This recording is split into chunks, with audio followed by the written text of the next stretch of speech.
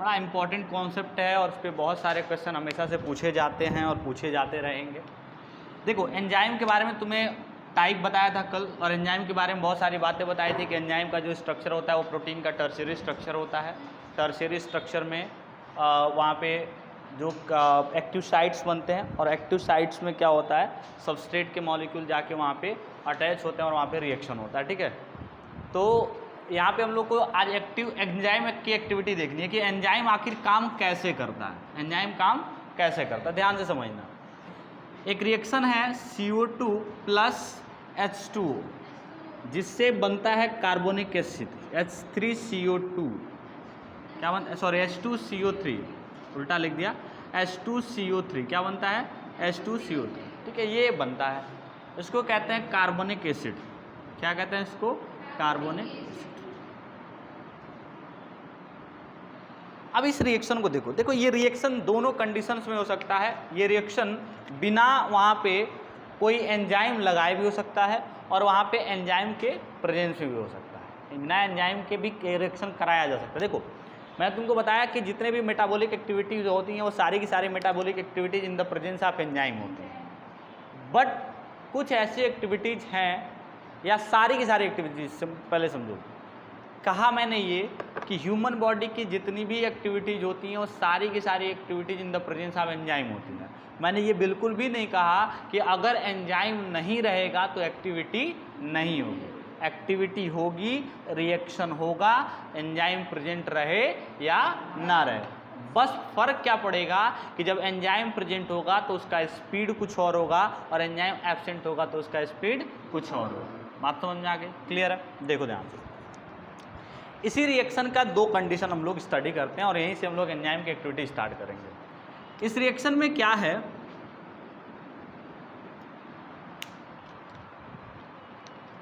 अगर enzyme absent है, यानी कि विदाउट एंजाइम अगर ये रिएक्शन करा रहे हैं, विदाउट एंजाइम ये रिएक्शन करा रहे हैं, तो रिएक्शन होगा और 200 मॉलिक्यूल बनेंगे। कितने मॉलिक्यूल बनेंगे, 200 मॉलिक्यूल। किसके, H2CO3 के। किसके बनेंगे, H2CO3 के। कितने टाइम में, 1 घंटे में। कितने टाइम में, 1 घंटे में। बात समझ में आ गई, ये रिएक्शन हो रहा है। बट अगर एंजाइम प्रेजेंट है, एंजाइम प्रेजेंट है, तो इस केस में क्या होगा, इस केस में मॉलिक्यूल्स बनेंगे 6 लाख। कितने बनेंगे, 6 लाख। ठीक है, और टाइम कितना लगेगा, 1 सेकेंड। कितना टाइम लगेगा, 1 सेकेंड।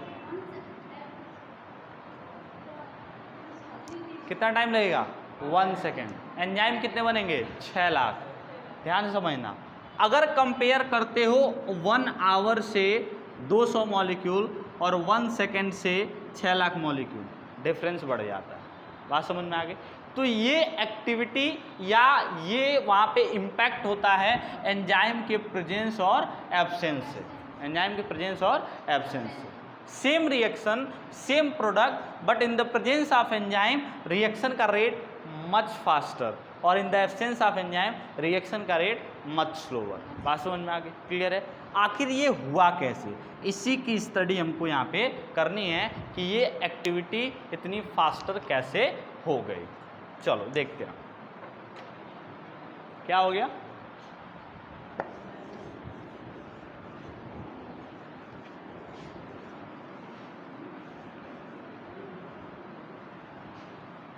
देखना एंजाइम की एक्टिविटी कैसे होती है। क्या हो गया, बोलो, दिक्कत है? देखना एंजाइम की एक्टिविटी कैसे होती है। एक हम ग्राफ बनाते हैं, जिस ग्राफ को कहते हैं एनर्जी एक्सटेंट ग्राफ। देखना ध्यान से, यहाँ पे रिएक्शन ग्राफ कहते हैं। इधर है कोर्स ऑफ रिएक्शन, ये क्या है, कोर्स ऑफ रिएक्शन, कि मतलब रिएक्शन का स्टेटस क्या है।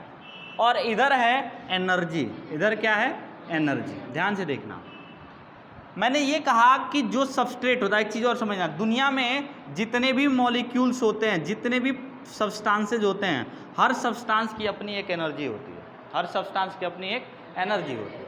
मैंने ये कहा कि इनिशियल स्टेट पे, मैंने ये कहा कि इनिशियल स्टेट पे एक रिएक्टेंट A2 और एक रिएक्टेंट B2 का जो एनर्जी था वो ये था। बात समझ में आ गई?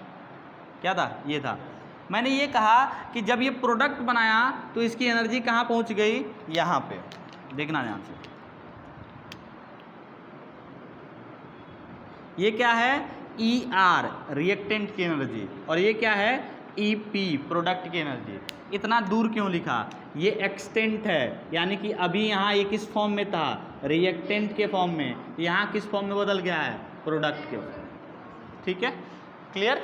यानी कि ये यहाँ था तो रिएक्टेंट था, यहाँ था तो क्या था? प्रोडक्ट था। यानी इसके बीच में जब रहा होगा तो क्या रहा होगा? इंटरमीडिएट रहा होगा। क्या रहा होगा? इंटरमीडिएट। इतनी बात समझ में आती है? ये ग्राफ के दोनों साइड समझ में आते हैं। इधर मैं सिर्फ किसको कंपेयर करूंगा? एनर्जी को। इधर किसको कंपेयर करूंगा? एक्सटेंट ऑफ और कोर्स ऑफ रिएक्शन को। क्लियर है? सुनना, जब तक ये जो रिएक्टेंट थे इनकी एनर्जी क्या थी? ER थी। प्रोडक्ट बनने के बाद इनकी एनर्जी क्या हो गई? EP हो गई। एक बात बताओ कि मैंने एयर के अंदर H2 और O2 दोनों पढ़ा है कि हाइड्रोजन और ऑक्सीजन दोनों है एयर के अंदर, है ना?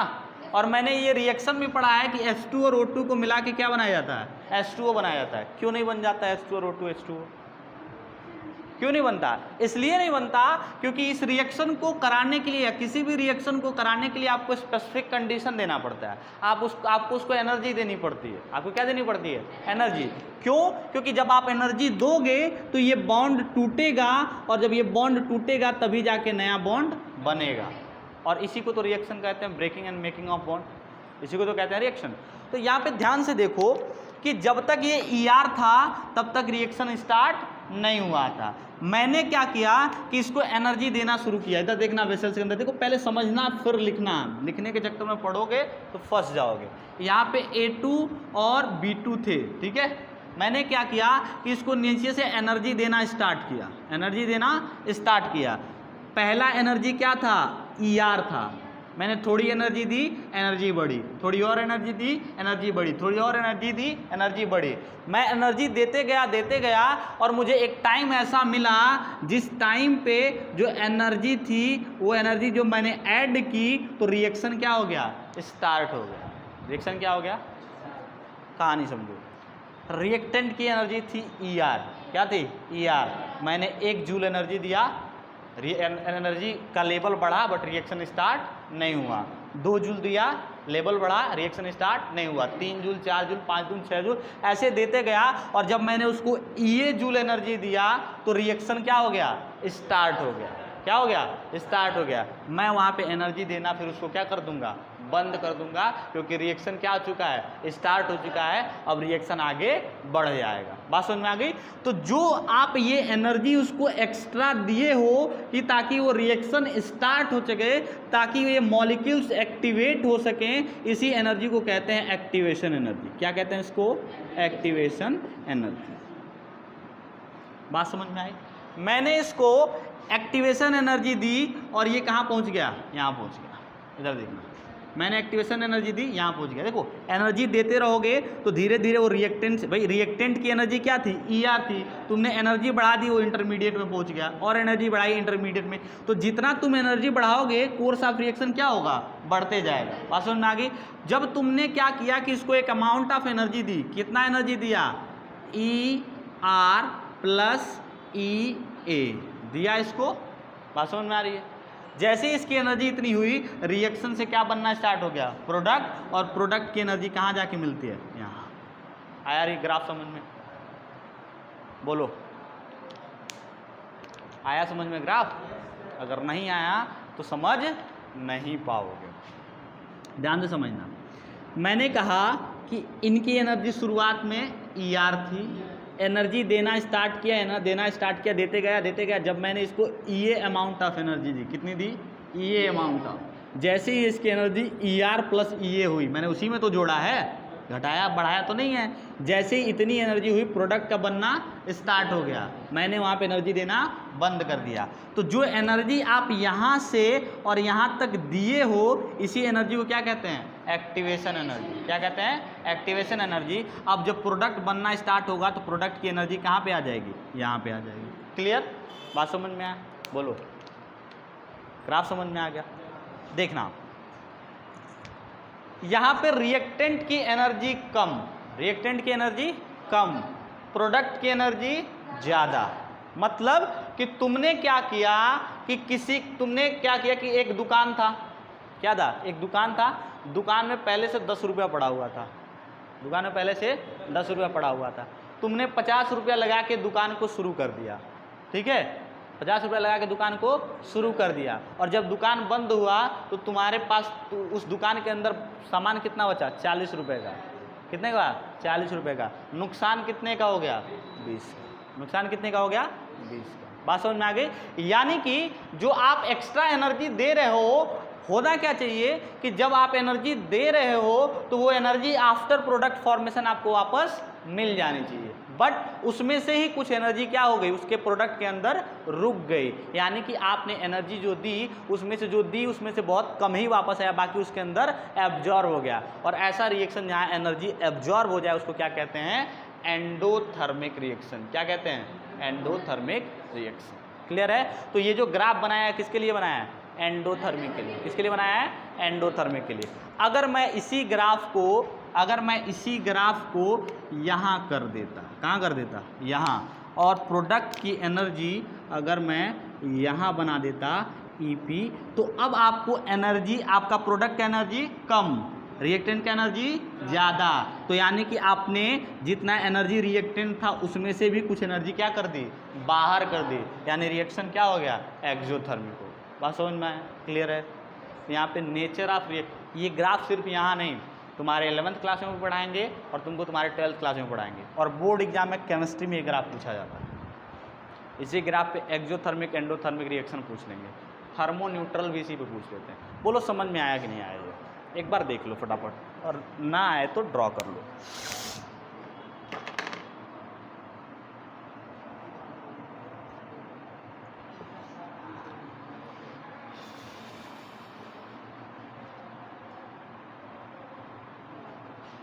एक्सोथर्मिक एंडोथर्मिक समझ में आया कि नहीं आया? मुझे देख के नहीं लग रहा कि आया, चेहरा देख के नहीं लग रहा कि आया। या तो फिर कह दो सर चेहरा ही ऐसा है। E से एनर्जी, R से रिएक्टेंट, रिएक्टेंट की एनर्जी, E से एनर्जी, P से प्रोडक्ट, E से एनर्जी, A से एक्टिवेशन।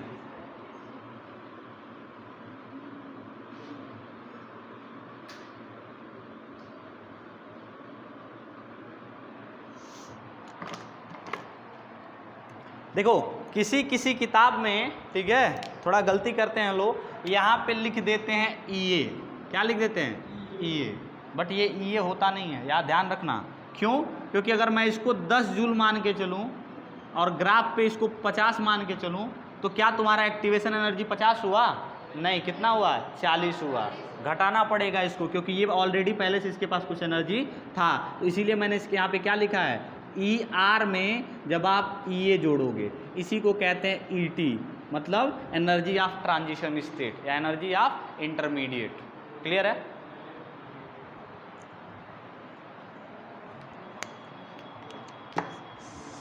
नहीं आया? थोड़ा कंफ्यूज कर दिए।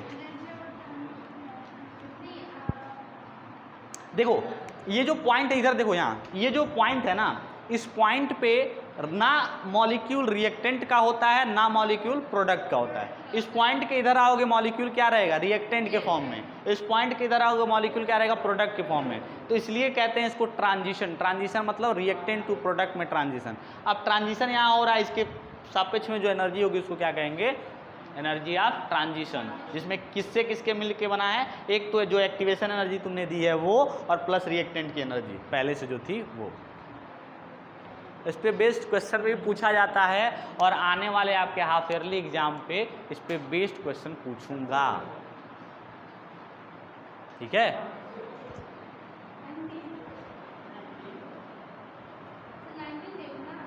हाँ, 70 नंबर, 30 नंबर का वाइवा होगा।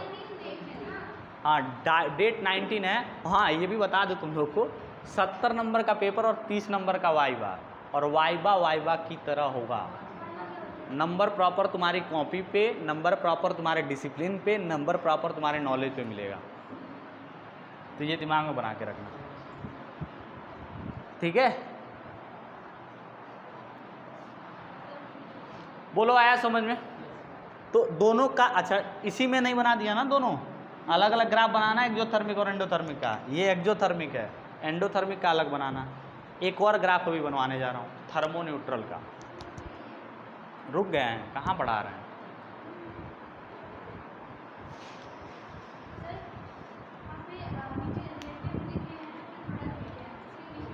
कोर्स ऑफ रिएक्शन या एक्सटेंट ऑफ रिएक्शन लिख सकते हो कि रिएक्शन कहाँ तक पहुँचा है।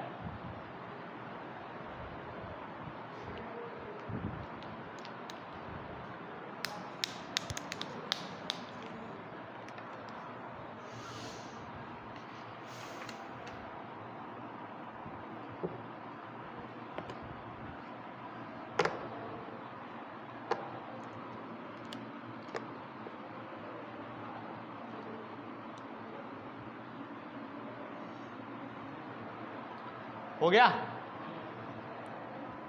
अरे जिसका नहीं हुआ उसका कभी होगा नहीं, ठीक है, तो उसके चक्कर में ना रहो। कहाँ क्या लिखे हैं बेटा?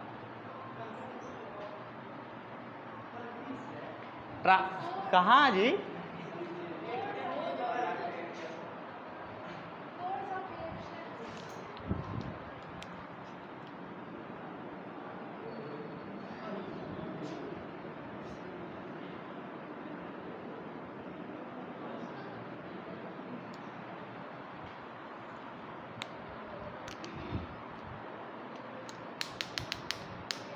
हो गया?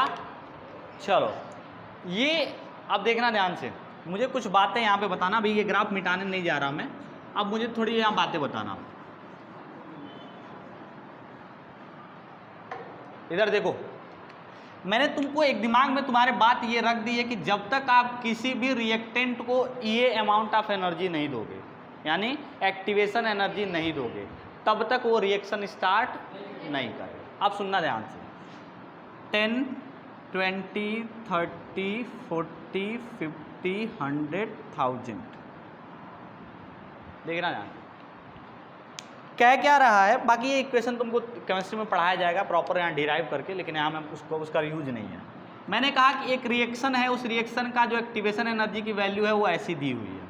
अब मुझे बताना, इधर मुझे किसी रिएक्शन को स्टार्ट करने के लिए 1000 जूल एनर्जी चाहिए। कितना चाहिए? 1000 जूल। इसको 1000 जूल एनर्जी प्रोवाइड करने में मैं उस रिएक्टेंट को 1000 जूल एनर्जी दे पाने के लिए मैंने वहाँ पे लगा दिया 60 मिनट। कितना लगा दिया?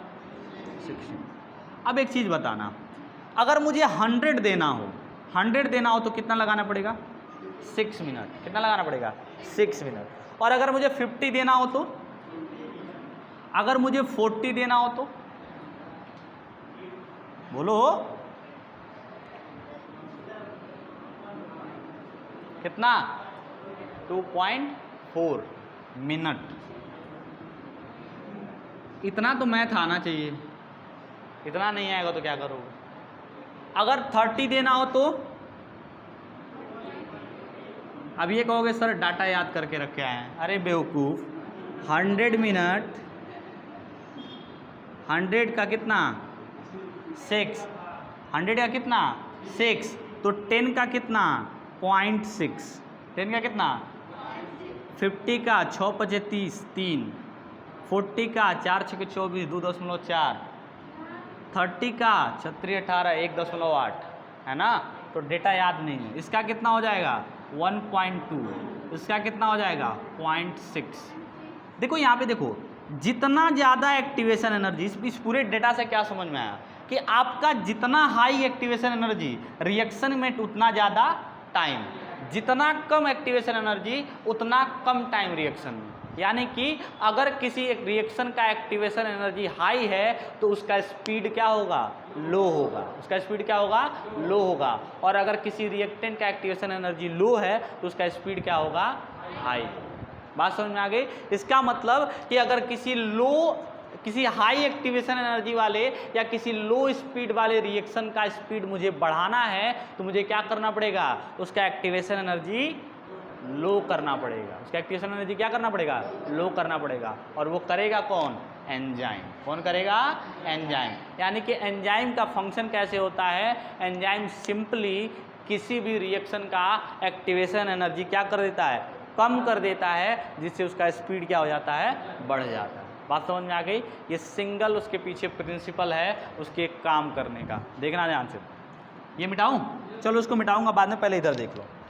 अब देखो ध्यान से, मान लो इसका एक्टिवेशन एनर्जी क्या था, E1 था। क्या था, E1 activation energy, E1 activation energy without enzyme था। क्या था, विदाउट एंजाइम था।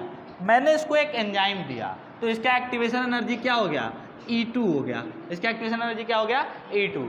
एंजाइम के साथ एक्टिवेशन एनर्जी क्या हो जाती है, घट जाती है। एक्टिवेशन एनर्जी घट जाती है। तो अब एक नई एक्टिवेशन एनर्जी कहाँ आ गई, यहाँ आ गई E2, EA2 प्लस ER। बात समझ में आ गया। यानी कि अब जो ट्रांजिशन एनर्जी है वो ET2 हो गई है। क्लियर, बात समझ में। तुमने 1000 जूल जब तक दोगे तब तक उसके 10वें हिस्से में यहाँ पे कहाँ पहुँच जाओगे, 100 जूल पे। रिएक्शन उसके 10वें हिस्से में क्या हो जाएगा, कंप्लीट हो जाएगा, और रिएक्शन का रेट क्या हो जाएगा, बढ़ जाएगा। बात समझ में आ गई, क्लियर है। तो ये उसमें डिस्क्राइब कर लो, लिख लेना, यहाँ पे दिखा देना। ये एक्टिवेशन एनर्जी यहाँ पे लिख लेना, ये EA2 को लिख लेना, activation energy without what, without what, enzyme, और एक्टिवेशन एनर्जी विथ एंजाइम। बेवकूफ़ हो, ये वाला एक्टिवेशन एनर्जी क्या है, विदाउट एंजाइम है, और ये वाला एक्टिवेशन एनर्जी विथ एंजाइम है। जो लोअर है वो क्या है, विथ एंजाइम है, और जो हायर है वो क्या है, विदाउट एंजाइम।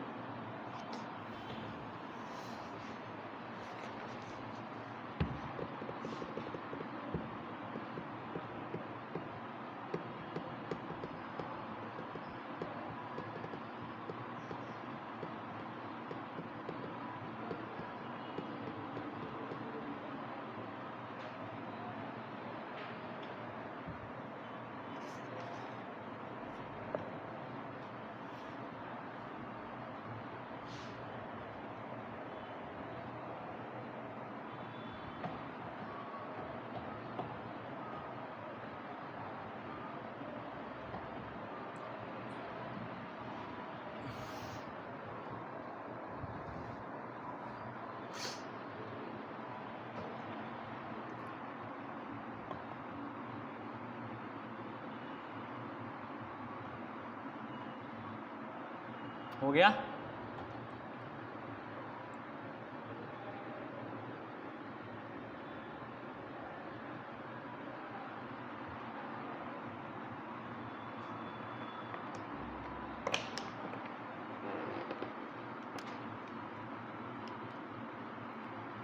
आगे बताएं।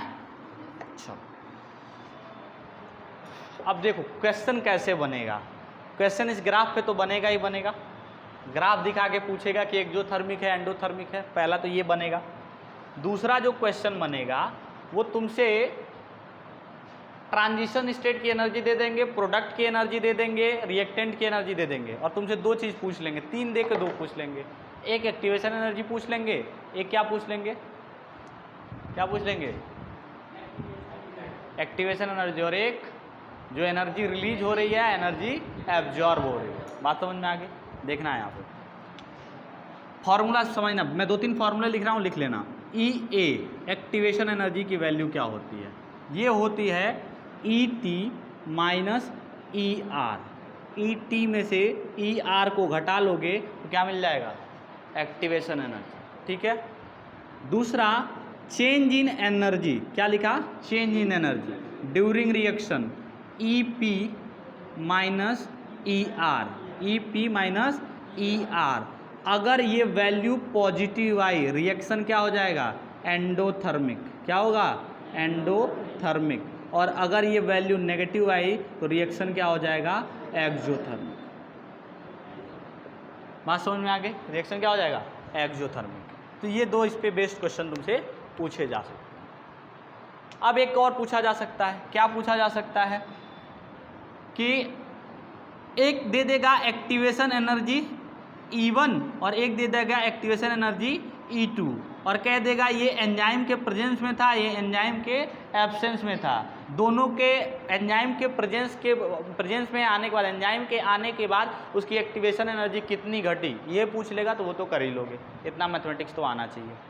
आगे देखो यहाँ पे ध्यान से, नेक्स्ट जो चीज़ पूछा जाता है वो पूछा जाता है रेट ऑफ रिएक्शन। क्या पूछा जाता है? Rate of reaction. भाई रिएक्शन हो रहा है तो उसका कुछ ना कुछ रेट होगा। रेट ऑफ रिएक्शन निकालने का देखना ध्यान से, रेट ऑफ रिएक्शन निकालने का 2-3 फॉर्मूला। एक है EP/ET। क्या है? EP/ET। सुनो ध्यान से इधर, इस साइन का मतलब होता है माइनर चेंज। साइन का मतलब क्या होता है? Minor change. तो यहाँ देखो, एक ये फॉर्मूला हो गया। दूसरा फॉर्मूला -ER/ET। दोनों की वैल्यू सेम आती है। कैसे देखना, इधर देखो ध्यान से। मैंने ये कहा कि एक रिएक्टेंट था A, ठीक है, एक रिएक्टेंट था A जो प्रोडक्ट में बदल गया, या ऐसे लिख लो एक सबस्ट्रेट या रिएक्टेंट था S जो किस में बदला? प्रोडक्ट में। मैंने कहा कि जब टाइम 5 सेकेंड था, टाइम क्या था? 5 सेकेंड। ये जरूरी नहीं कि हमेशा वो T1 को 0 मान के चलें, कोई ज़रूरी नहीं है। इसको मान सकते हैं जब टाइम क्या था? 5 सेकेंड। तब रिएक्टेंट का जो कंसंट्रेशन था वो था 10। कितना था? 10। और प्रोडक्ट जो बना था वो क्या बना था? 0, यानी कि रिएक्शन स्टार्ट नहीं हुआ। ठीक है। उन्होंने कहा कि एक टाइम T2 जिसका मतलब था 10 सेकेंड, जिसका तो मतलब क्या था? 10 सेकेंड। उन्होंने कहा कि जो रिएक्टेंट था वो था 5। क्या था? रिएक्टेंट 5 था और जो प्रोडक्ट था वो क्या था? 5 था। प्रोडक्ट क्या था? 5 था। अब देखना रेट निकालता हूँ कैसे, दोनों की वैल्यू सेम आएगी। Change in product, final product, product जो लास्ट में बना माइनस इनिशियल प्रोडक्ट, और चेंज इन फाइनल टाइम और इनिशियल टाइम, यही तो था। क्या निकल के आया? 5/5 एक मॉलिक्यूल पर सेकेंड, यही तो बना। अगर इसको मॉलिक्यूल मान के चले तो इधर देखना, मैंने कहा कि रिएक्टेंट से कैसे निकालोगे। मैंने कहा इनिशियल फाइनल जो रिएक्टेंट का कंसंट्रेशन था क्या था? 5 था। इनिशियल क्या था? 10 था। ठीक है। और बाहर क्या लिख रखा है? पहले से माइनस लिख रखा है। यहाँ क्या लिख रखा है? 10 - 5। क्या निकल के आएगा? बोलो। अरे यहाँ -5 आएगा, यहाँ पे 5 आएगा, माइनस माइनस प्लस हो जाएगा, 5/5 1 आ जाएगा, 1 मॉलिक्यूल पर सेकेंड। यानी कि दोनों के दोनों फॉर्मूले से जो आंसर आएगा क्या आएगा? सेम आएगा। क्लियर है? बोलो। तो ये फॉर्मूले पे बेस्ड क्वेश्चन पूछा जा सकता है, लिख लीजिए।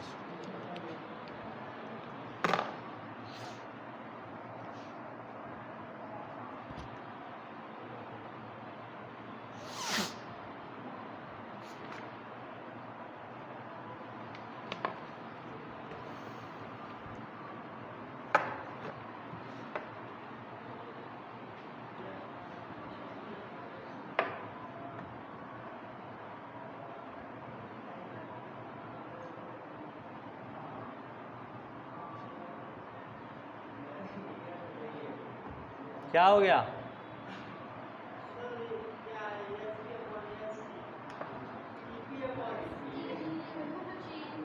क्या है?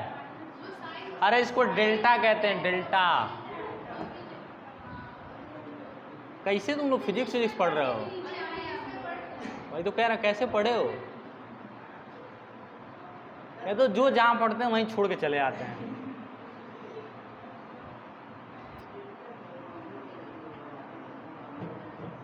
अरे मोड़ी,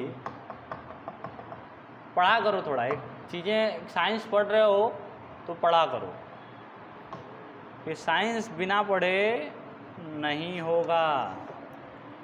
मैं तुम लोगों को पढ़ाने आता हूँ तो मैं पढ़ के आ रहा हूँ, और तुम लोग खुद पढ़ रहे हो तो नहीं पढ़ रहे हो। मैं उसी दिन तुम लोग को एग्जांपल दिया कि मैं ये बुक, ये टॉपिक, ये चैप्टर कितनी बार आज तक पढ़ा होगा मैंने, और तुम लोग को लगता है कि एक बार में पढ़ लिया सब, पिस्मार कहाँ बन गया।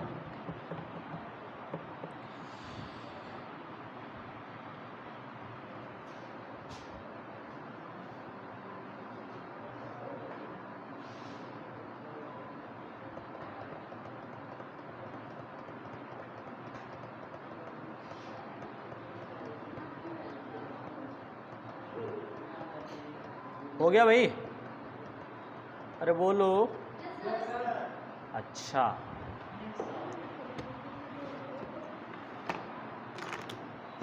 मिटाएं? चलिए अब इन एक्चुअल देखिए कि एक्टिविटी कैसे होती है। लॉजिक क्या है एंजाइम की एक्टिविटी हाई होने की? यही लॉजिक है कि एंजाइम जहाँ पे भी होता है वो एक्टिवेशन एनर्जी घटा के क्या करता है, रिएक्शन का रेट बढ़ा देता है। सिंपल सा ये उसके पीछे प्रिंसिपल हो जाएगा, लॉजिक हो जाएगा। अब देखो रिएक्शन कैसे काम करता है, इसके पीछे बहुत सारे थियरीज दी गई हैं, बट तुम्हारे बुक में जो थियरी दी है वो एंजाइम सबस्ट्रेट थियरी है, एंजाइम सबस्ट्रेट कॉन्सेप्ट, या उसको एंजाइम सबस्ट्रेट मॉडल कह सकते हो एंजाइमेटिक एक्टिविटी का। एक और बड़ा फेमस मॉडल है, वो है लॉक एंड की कॉन्सेप्ट। क्या है? लॉक एंड की कॉन्सेप्ट, जो कि मैं यहाँ पढ़ाने नहीं जा रहा हूँ। ठीक है, मैं क्या पढ़ाऊँगा? Enzyme substrate concept. देखना इधर देखो, पहले मान लो कि ये एक एंजाइम है। क्या है? एंजाइम है। ठीक है, ये एक एंजाइम है,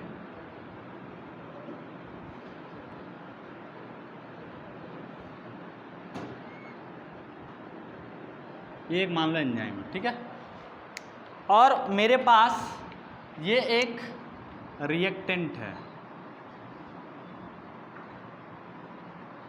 ये रिएक्टेंट मान लो R1 रिएक्टेंट, और ये क्या है, एक मान लो ये R2 रिएक्टेंट। ये क्या है? R2 reactant. ठीक है, मैंने क्या किया कि इस एंजाइम रिएक्टेंट को लिया, तो अभी क्या है, रिएक्शन किस स्टेज पे है? रिएक्टेंट वाले स्टेज पे। किस स्टेज पे है? रिएक्टेंट वाले स्टेज, है ना। आगे देखो क्या होगा। इसके बाद ये एंजाइम का, अब इधर देखो, ये जो मैंने बना रखा है यहाँ पे शेप, ये शेप जो बना रखा है, इसी को हम कहते हैं एक्टिव साइट। क्या कहते हैं? एक्टिव साइट, जहाँ पे रिएक्टेंट आके क्या होता है, एंजाइम से कॉम्प्लेक्स बनाता है, वहाँ पे जाके उससे ज्वाइन होता है, जुड़ता है। बात समझ में आ रही है? ये पहले बता रखा है तुमको। तो अगला जो फिगर बनेगा वो कैसा बनेगा? अगला फिगर कुछ ऐसा बनेगा।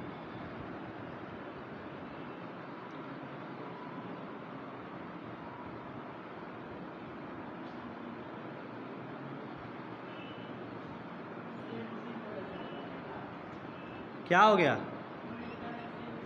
तो एंजाइम बदल जाएगा। फिर जब एंजाइम ही बदलेगा तो कैसे उसको बदलोगे? अब देखो, अब इसमें क्या होगा कि ये आके यहाँ फीड हो गया। ये देखो, ये आके यहाँ पे फीड हो गया। बात समझ में आ गई?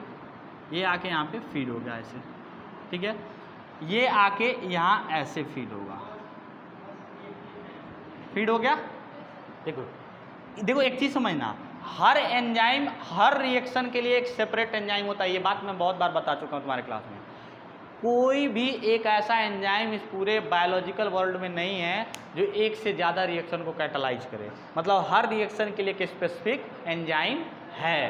तो स्पेसिफिक एंजाइम है तो उस स्पेसिफिक एंजाइम में जो एक्टिव साइट का शेप एंड साइज होगा उसके रिएक्टेंट के अकॉर्डिंग होगा। बात समझ में आ रही है? तो इसके रिएक्टेंट ये R1 R2 है। ये एंजाइम सिर्फ इसी रिएक्शन को कैटालाइज कराता है। तो क्या होगा कि इसके अंदर का जो एक्टिव साइट होगा इसके शेप का और इसके शेप का होगा। बात समझ में आ गई? क्लियर? तो यहाँ देखो, ये शेप में आके फिट हो गया। इसको कहते हैं एंजाइम रिएक्टेंट कॉम्प्लेक्स। क्या हो गया? Enzyme reactant complex. अभी क्या था, सिर्फ रिएक्टेंट था और एंजाइम अलग था। यहाँ दोनों आपस में जुड़ के क्या बना चुके हैं? एंजाइम रिएक्टेंट कॉम्प्लेक्स बना चुके हैं। इसी एंजाइम रिएक्टेंट कॉम्प्लेक्स में क्या होगा कि इन दोनों के बीच में बॉन्ड बनेगा। यहाँ पे क्या होगा? बॉन्ड बन गया, जुड़ गए।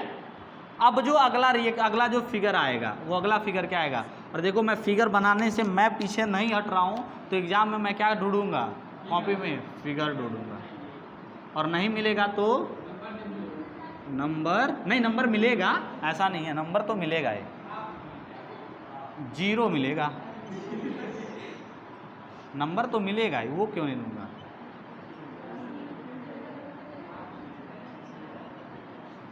यहाँ देखो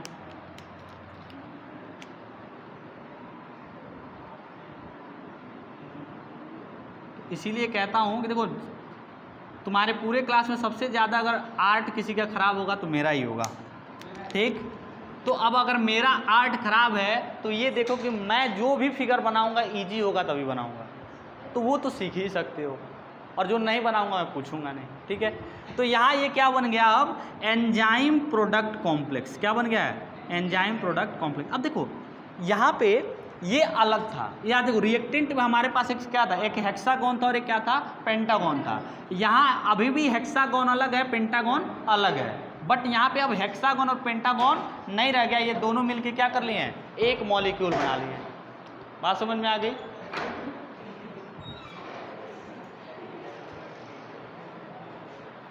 क्या बना लिए हैं, एक मॉलिक्यूल बना लिए हैं। तो अब जब मॉलिक्यूल बदल गया तो इसका मतलब रिएक्टेंट क्या बन चुका है, प्रोडक्ट बन चुका है। रिएक्टेंट क्या बन चुका है, प्रोडक्ट, और एंजाइम के साथ एक कॉम्प्लेक्स में जुड़ा हुआ है जिसको हम कहते हैं एंजाइम प्रोडक्ट कॉम्प्लेक्स। क्या कहते हैं, एंजाइम प्रोडक्ट कॉम्प्लेक्स।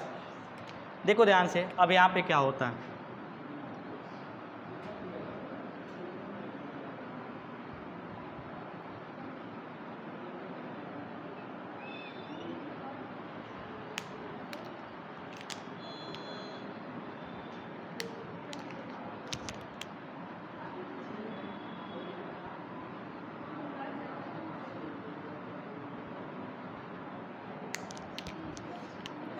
यहाँ पे देखो ये क्या है, एंजाइम है, और ये क्या है, प्रोडक्ट है। अब क्या हो, देखो यहाँ पे ध्यान से,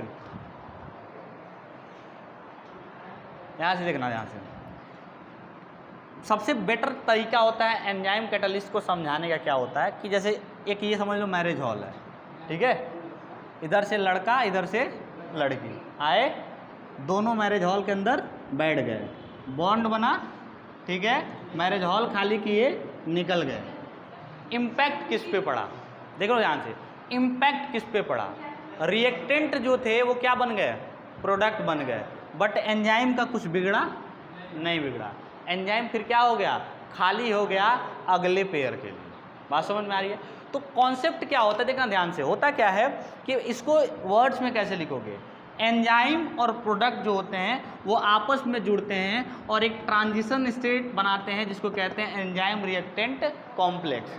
वहीं एंजाइम रिएक्टेंट कॉम्प्लेक्स के अंदर प्रोडक्ट का नए बॉन्ड का फॉर्मेशन होता है और पुराना बॉन्ड टूटता है, यानी कि वहाँ पे जो रिएक्टेंट होता है किस में बदल जाता है, प्रोडक्ट में, यानी एंजाइम रिएक्टेंट कॉम्प्लेक्स में बदल जाता है एंजाइम प्रोडक्ट कॉम्प्लेक्स में। और जैसे ही प्रोडक्ट का फॉर्मेशन होता है, प्रोडक्ट जो होता है एंजाइम का एक्टिव साइट छोड़ के किनारे निकल लेता है ताकि वहाँ पे दूसरे एंजाइम के मॉलिक्यूल आके क्या हो जाएं, अटैच हो जाएं और वहाँ पे नए मॉलिक्यूल का फॉर्मेशन होना स्टार्ट हो जाए। तो कहने का मतलब क्या है ना कि एंजाइम क्या है, एक कैटलिस्ट है, और किसी भी रिएक्शन में कैटलिस्ट इन्वॉल्व होता है बट उसके ऊपर कोई इम्पैक्ट नहीं पड़ता। जितना कैटलिस्ट जिस स्टेट में पहले डाले रहोगे उतना ही कैटलिस्ट उसी स्टेट में तुमको बाद में रिप्रोडक्ट बनाने के बाद वापस मिल जाएगा। अगर इसका कुछ बिगड़ जाता तो ये भी एक रिएक्टेंट ना हो जाता, इसका कुछ नहीं बिगड़ा, इसीलिए क्या है, एंजाइम है, इसका कुछ इसके ऊपर कोई इम्पैक्ट नहीं आया, इसने सिर्फ एक सरफेस प्रोवाइड किया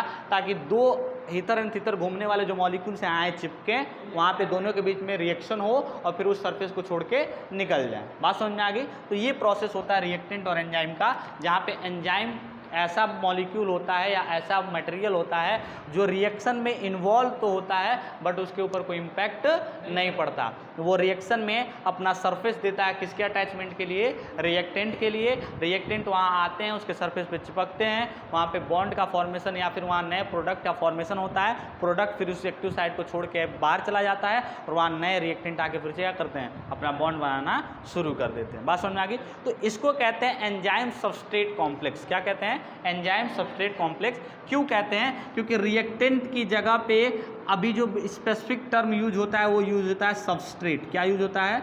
सबस्ट्रेट। तो सबस्ट्रेट के लिए क्या यूज करते हैं? एस यूज करते हैं। तो यहाँ रिएक्शन की जगह पे क्या यूज करेंगे? आर यूज करेंगे। क्या यूज, सॉरी यहाँ पे एस यूज करेंगे। क्या यूज करेंगे? एस। तो एंजाइम सबस्ट्रेट कॉम्प्लेक्स हो गया, फिर एंजाइम प्रोडक्ट कॉम्प्लेक्स और प्रोडक्ट बन गया। बात समझ में आ गई? ड्रॉ कर लो फिगर।